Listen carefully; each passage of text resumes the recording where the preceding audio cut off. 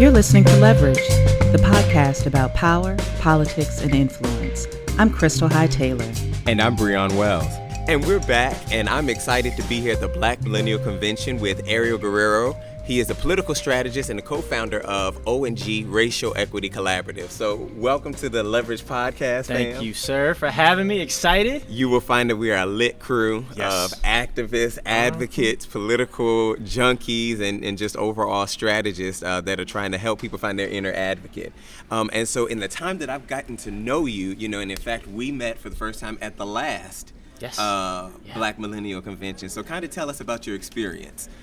The first go around and some things that have maybe changed and evolved in your life since then. So what was interesting, I think, about the first time, let me say this, it's an honor to be here because you guys are awesome, and I'm honored that you can think of me in that space of activists and people doing this work. So it's an honor to be here. Last year when we came here for the first one, right? So I know Dr. Bellamy and a lot of the folks who were organizing this. Yeah. And it's one of those things where you think about, we've talked a lot about this inside-outside strategy. Yeah. Right? And to get something like this off the ground requires a community. Yeah. And when we talk about doing this work, you need a community to do this work. And so last year, I think what was interesting about is that, racial equity wasn't necessarily right at the core and the forefront, right? We talked about it. It was a part of the issues. But I think one of the core differences that I see between last year and this year, right, that we're talking about it much more explicitly in this one, right? This is embedded in like the theme. Right. Last year was a lot about kind of political mobilizing, right? And kind of moving these, especially in, a very new post-Trump, kind of election. And so it required a different, kind of a feel and touch, right? Especially mobilizing the young Black and brown community. But I think this one has been clear that, like, listen, we're 2.5 years in, it is what it is. We've got an opportunity to mobilize now going into 2020. Yeah. But we've got, and I kind of said this on the panel earlier, right? We've got to talk explicitly about structural and institutional racism and what it means in every single issue that we are dealing with in this country. Yeah.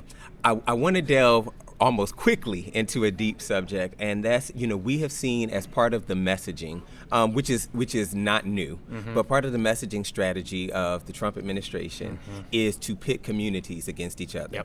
And, Ariel Guerrero, and Breon Wells, that divide of Black and brown issues, right? And so we see this kind of scapegoating of Black America. It's Latino Americans that are stealing your jobs, right? It is these people that are the woes of your economic, downturn and the bane of that existence. Talk about the importance and define for me, because I think, we use these terms, but we don't really unpack them.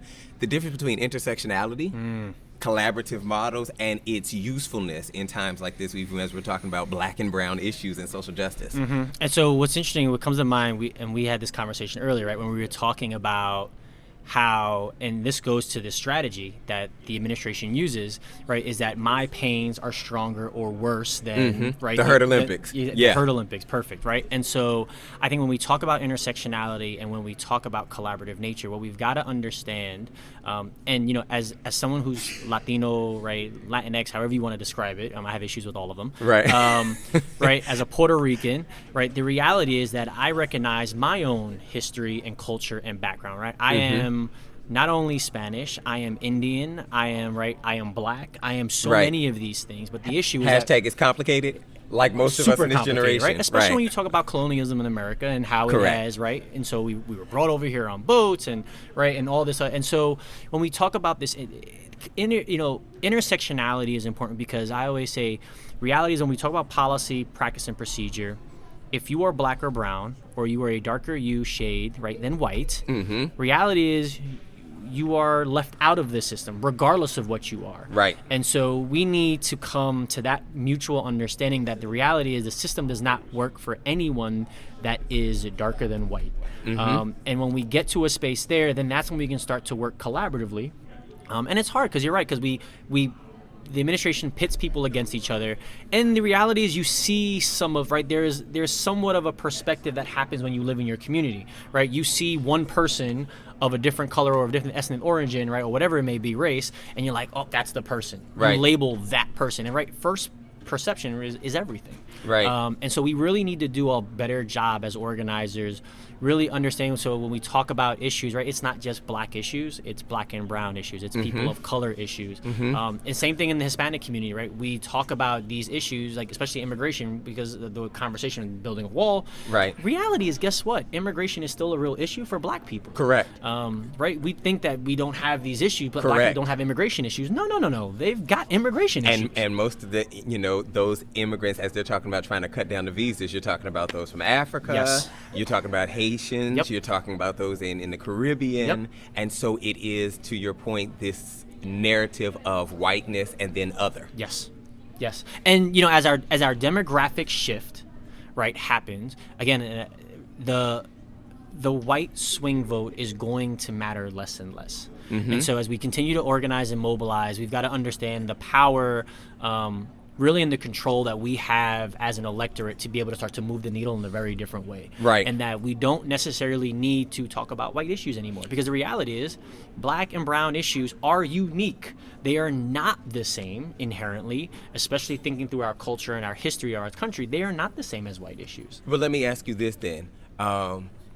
Do you believe, though, that part of the strategy, and I believe, especially as a strategist, that you have to know the other side? Oh, yeah, absolutely. I went to two predominantly white, right-leaning, conservative institutions, right, to understand how other people think.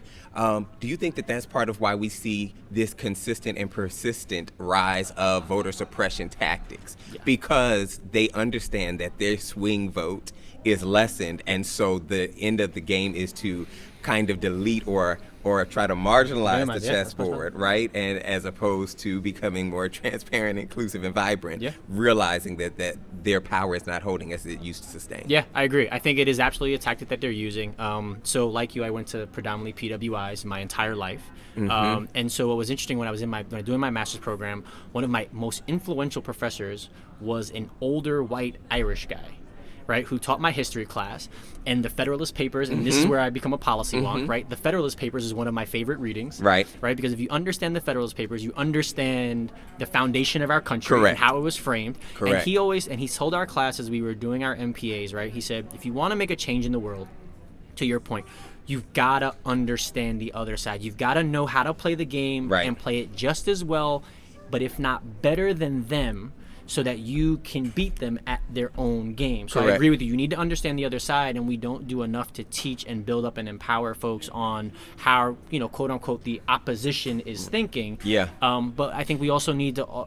We also need to focus on our issues, because there is a space in that strategy. If you focus too much on the other side, then it pulls you from how you are diving in and understanding and building that knowledge around your own issues and what you need to do as a community to really move that forward for ourselves. Okay, so now last question, because you've been spitting fire today, sir, on the panel and even here, and it's always a pleasure to have a melding of the minds. In this Leverage podcast, we are always intentional about helping people, these advocates, these voices, learn how to be more strategic, right? One of the things I always say, especially in this podcast, is Care Bear stairs don't win this battle, right? And so I want you to kind of, in this last little segment, provide a strategy. It doesn't have to be a grand strategy, but it's something that they can do today. With this passion that they're feeling. Maybe they don't know, the how, but they know something's not right. I know that something's maybe not right in the housing sector or in the market, in the private sector, in employment and diversity or lack thereof, or in the criminal justice space. And so, kind of help inspire them on what they can do today from a strategic standpoint to get in the game. All right, so this is going to be a little philosophical. I'm here for it. I'm the policy. Because I think there are a lot of organizers who are great tactically, right? They know their stuff, especially their issues. I think one of the biggest issues I see with organizers, and this was actually my part of my personal journey, was humility. As a strategy, we need to humble ourselves, because what I've seen is a lot of our elders, right, laid the foundation and the framework, right, to where we are today, and we've got to honor that. Right. We've got to understand that those tactics have worked. Yeah. They still work today. Right. But we are not willing, in many instances, to step up and really, kind of shoulder to shoulder with our elders in this movement. Because though the times have changed, a lot of that still holds true. And so as you continue to think about strategy, we don't got to reinvent the wheel. We've said this, you and I said this a lot of times, right? Work smarter, not harder. That's right. And so humility will go a long way to helping you think about your strategy and thinking about how you can work with others, because you're not always right. You might know the issue really well, but you will I will bet 99% of the time you got a blind spot. Right. And if you're not humble enough to see that blind spot or have that called out by somebody, then guess what? Your strategy can fall, and you know this all too well, can fall apart at the flick of a finger. That's right. That's right. Flick of a finger. And so you've got to be humble enough to understand where the gaps are and say, you know what?